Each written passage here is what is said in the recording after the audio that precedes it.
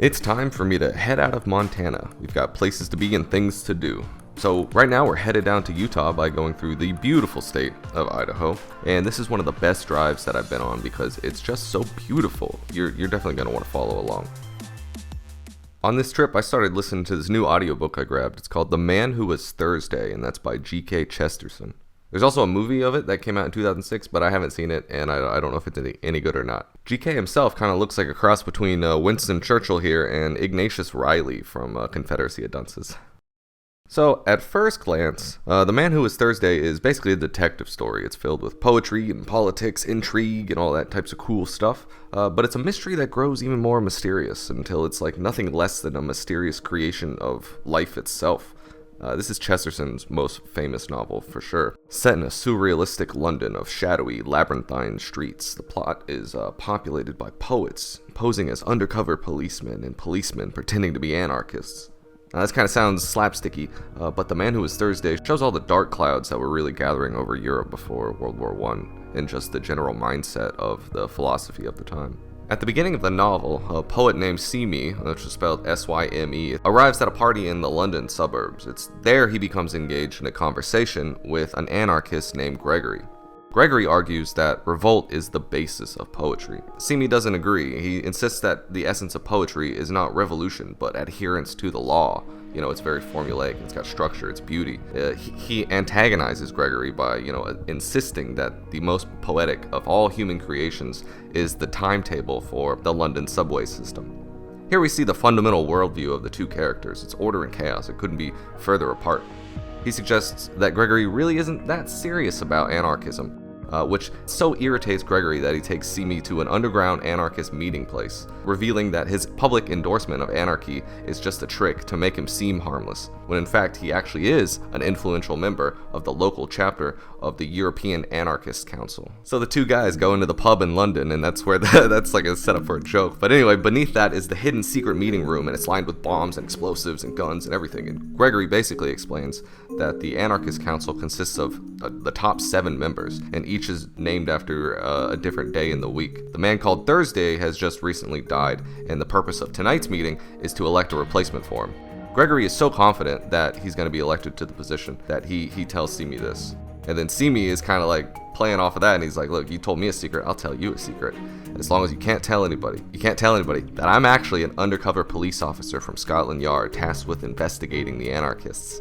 And he swears Gregory to secrecy, and Gregory's in shock now because he's like, how could you do that? Like, you just tricked me into doing this and telling you all about the secret meeting place. Anyway, the meeting starts, and Gregory can't tell anybody else that Syme is a police officer. And as Gregory was right in the sense that he's nominated for the Thursday position, and he gives a speech accepting the nomination, but due to the fact that he doesn't want to reveal too much to the group about Syme, his speech is really stupid. It's a very mild rhetoric comparing the anarchists to basically harmless persecuted Christians, and denies that they're violent or dangerous. The other members of the group are really unhappy with this. He's like, wow, like, we're electing you to this position to lead, not to be this pacifist type of dude who doesn't even think he can get anything done. Just as the chairman's about to call for a vote, Syme gives a very passionate speech embracing the violence. Everybody is super impressed by the speech. The anarchists all elect Syme to Thursday's post, despite all of Gregory's protest, and he can't tell him that, he's a police officer, because he's already sworn to his word, and it's making him furious, and it's great. The whole book is funny like this. It's fantastic. As the story goes on, in his efforts to thwart the council, Syme eventually discovers that the other 5 members are also undercover detectives. Each was employed just as mysteriously and assigned to defeat the council in different ways. They soon find out that they're all fighting each other, and they're not even fighting real anarchists, because it's like everybody in the group is an undercover officer. It's kind of similar to how they run operations these days. Like, you go to some terrorist group and half the people are CIA agents and the other half are FBI. Anyway, that's where I'll stop explaining the plot. This all happens in the very first parts of the book, so it's not a terrible spoiler. The whole thing is beautifully written, and it's funny, which is just fantastic. I love funny narratives. The plot unravels into such absurdity that it's fascinating, and it kept me wanting to keep driving just so I could keep listening to the audiobook. If you're thinking like I did, and that it's kind of paradoxical that there should be a governing body of those dedicated to destroying government bodies, basically it's a hierarchy for blowing up hierarchies, well, you'd be right. That's the same thing I'm thinking. You might also note that the main reason Simi becomes a detective in the first place, and that he's being a rebel against rebellion. He's so contrarian that the only way left to be contrarian is to be good. It's great.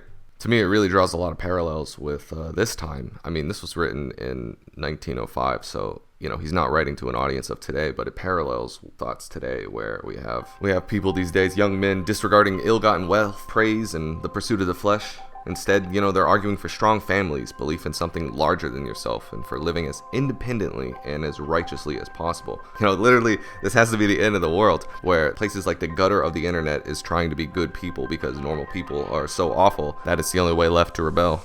The policeman who recruits Simi explains to him that, there's a basic difference between real anarchists and the innocent ones who merely thinks that rules are bad and should be broken. The real anarchists are something far worse. They mean death, and when they say that mankind shall be free at last, they mean that mankind shall commit suicide. When they talk of paradise without right or wrong, they mean the grave. They have but two objects: to destroy humanity and then themselves.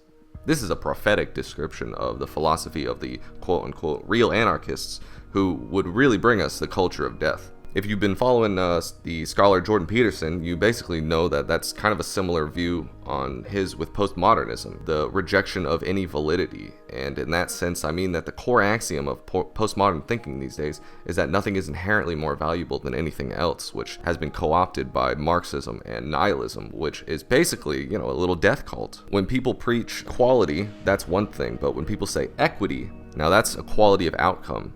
And the only way to do that is to reduce everybody to zero, like literally death, famine or destruction, war, and genocide is the only way to make things equal. This novel is a nightmare of falsehoods and deceits. It's embroiling people blinded by an overwhelming pessimism, but who live in a world governed by a hidden optimism. God is both brutal and benevolent.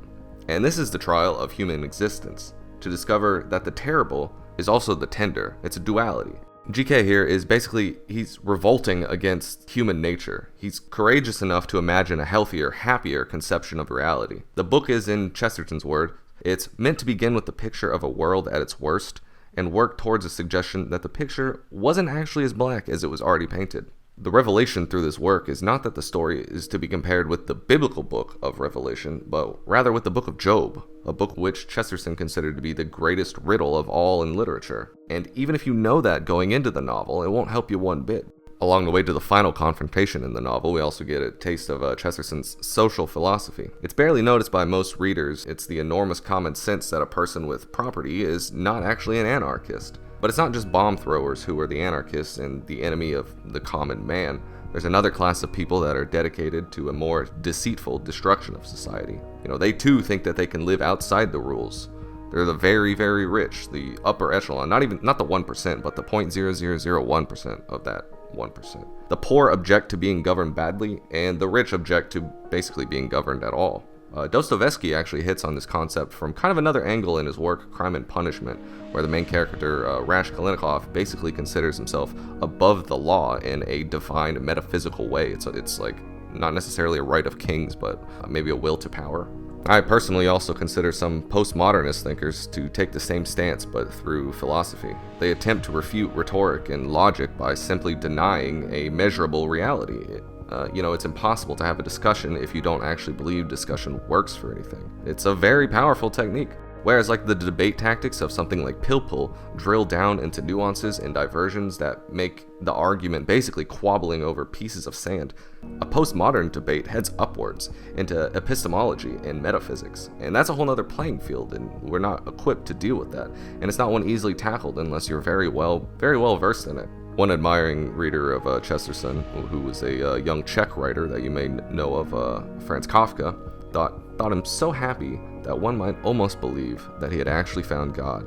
And indeed, Chesterton felt that he had found God, and he went to say, if a key fits a lock, you know it's the right key. Hey guys, so I have no idea what that was. That was some kind of like spurg of just ramblings. This was my attempt to make an 8-hour video about driving through the mountains interesting. You got a little pretty picture in the background and all that types of stuff. Let me know what you think. If you like any of this sort of thing, leave a comment. If you don't, I'll go back to talking on how to build IKEA furniture. Thanks for watching. Thanks for hanging out with me today.